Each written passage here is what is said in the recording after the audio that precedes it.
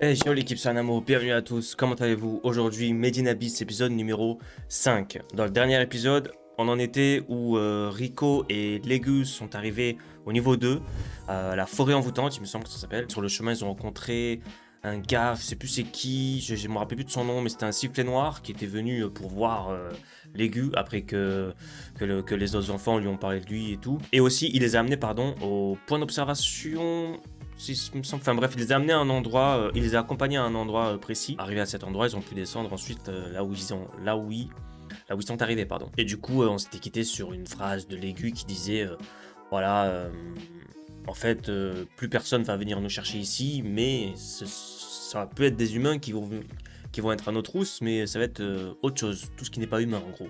Donc voilà, c'est comme si l'aventure commençait vraiment à partir d'ici. Là, c'est l'inconnu, le point de non-retour, tout ça. C'est comme ça que j'avais appris c'est comme ça que j'avais appelé la dernière vidéo.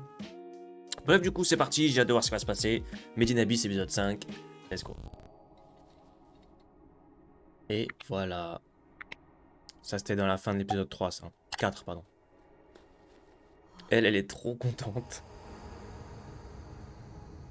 Et aussi, ouais, on avait vu que son espèce de casque, l'espèce de lentille qu'il a sur son casque, là, elle avait réagi un petit peu. Peut-être qu'il va trouver trouver l'utilité du casque. Parce qu'en vrai, ouais, il aurait perdu la mémoire un petit peu. Donc, mais par contre, il sait comment se servir de ses bras et tout ça. Et peut-être son casque, il sait plus. Bref, je dis ça, je sais pas, on verra bien.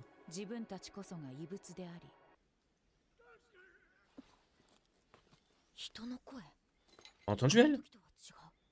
Peut-être qu'il l'entend mieux qu'elle.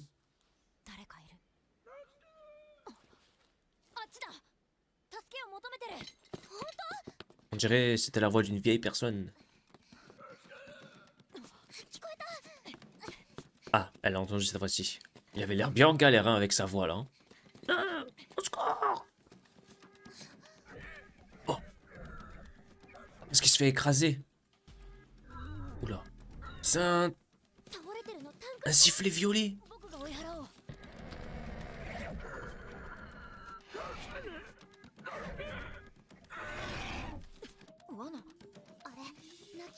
C'est un roi pleureur.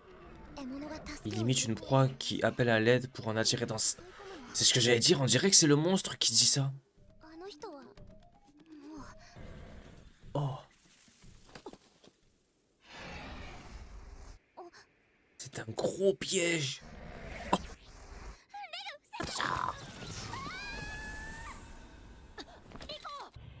Allez. Allez. Opening. Oh là là. Oh. Ah, vite t'avoir reconnu, Rico. Oh. Ah ben... Waouh. Ah mais peut-être que lui, il est immunisé ou quoi? Ah ça y est, elle en peut plus. Pas immunisé, mais en mode il est tout dur donc...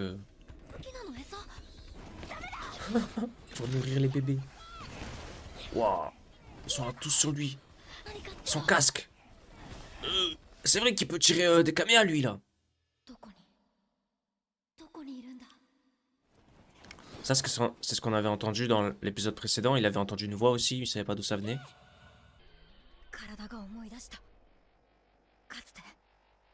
Se rappeler avoir déjà fait ça. Oui.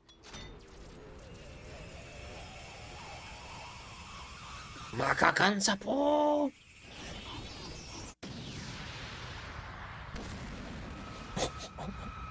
Il a détruit carrément la tour, tout le nid, les oisillons et tout.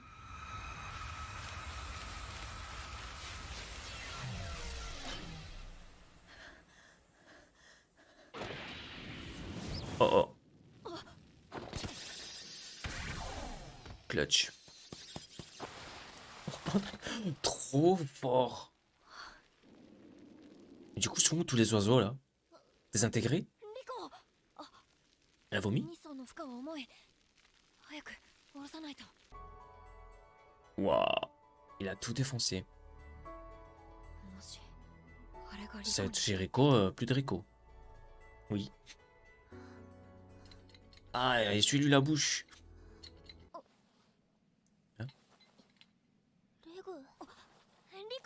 Elle, ça lui fait rien parce que pour elle, c'est juste un robot, quoi. Donc il n'y a pas de honte et tout. Puis elle avait déjà tout vu chez lui, elle avait déjà tout regardé, elle avait même mis une règle dans son truc et tout, là. C'est pire que la friendzone.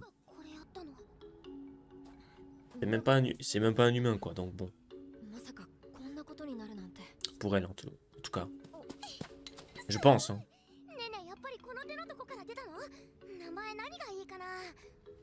Ah, l'incinérateur.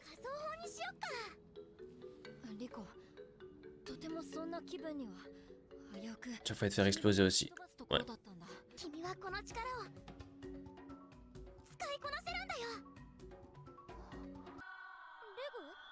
À cause du... À cause du rayon? C'est quoi ça, un rêve? Wouah. Tu t'es endormi d'un coup et impossible de te réveiller. Ah, ça devait être ça, ouais. Oh!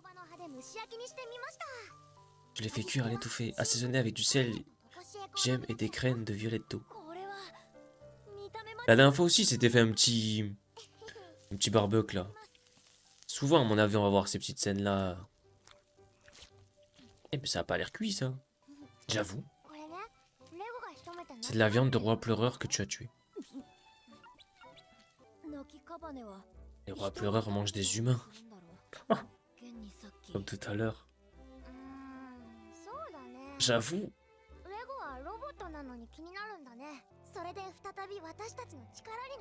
Ok. Récupère leur force. C'est comme ça que les caverniers deviennent plus forts. Fais caguer un peu. C'est bizarre un peu.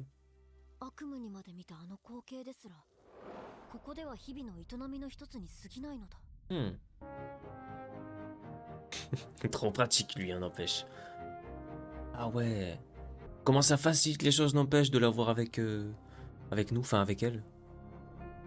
Quoi, des œufs? Là, elle demande s'il a encore de la place dans son sac. Et elle dit, oh non, c'est plein. Bon, qu'est-ce que je vais faire? J'en prends qu'un. Allez, j'en prends qu'un. Boum, elle met dans la poche, ça va devenir un monstre. Leur copain. Non, je rigole, je sais pas. Cette fois, c'est pas un œuf. La forêt inversée, let's go. Je sais pas pourquoi, j'avais hâte qu'ils arrivent dans cet endroit-là. Ça avait l'air intéressant. Et je suis d'eau vers le haut. Oh.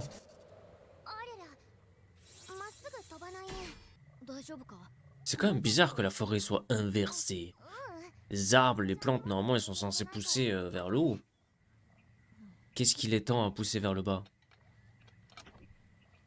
Il faut peut-être pas trop essayer de chercher des explications scientifiques. Moi aussi, je veux savoir ce que c'est. Un signe dans ta langue natale? Je me demande ce que ça fait. Peut-être c'est pour détecter un danger. Parce que la dernière fois que ça s'était activé, c'était quand le gars au sifflet noir était arrivé là, il me semble. Je pense que ça doit être ça. Ça doit l'aider à détecter des dangers ou des présences.